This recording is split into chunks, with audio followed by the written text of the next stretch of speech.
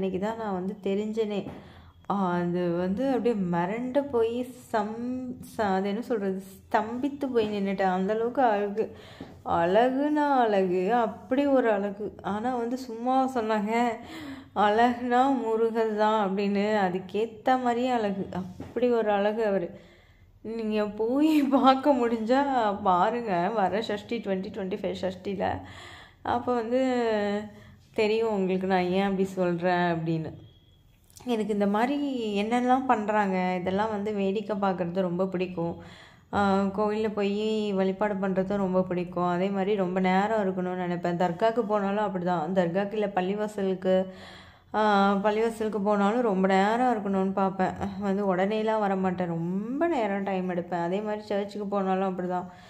உட்காந்துட்டு உடனே எந்திரிச்சு வரணும். கொஞ்சம் நேரம் என்னையும் போய் என்ன செய்ய போகிறோம், கொஞ்சம் நேரம் இருந்து வேடிக்கை பார்த்துட்டு போகலாம் அப்படின்னுங்கிறது தான் வந்து எனக்கு ஓடிக்கிட்டே இருக்கும் மைண்டில் தாட் அப்பப்போ.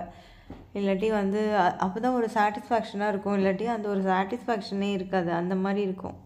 இவரை பார்த்தீங்களா, தங்கத்தேர். அது வந்து ஷஷ்டி முடிஞ்ச அன்னைக்கு மறுநாளைக்கு தங்கத்தேரா இல்லை ஷஷ்டி முடிஞ்ச சூரசம்ஹாரம் முடிஞ்சது அன்னைக்கு தங்கத்தேர் வந்துடல, மறுநாளைக்கு தான் தங்கத்தேர்னு நினைக்கிறேன்.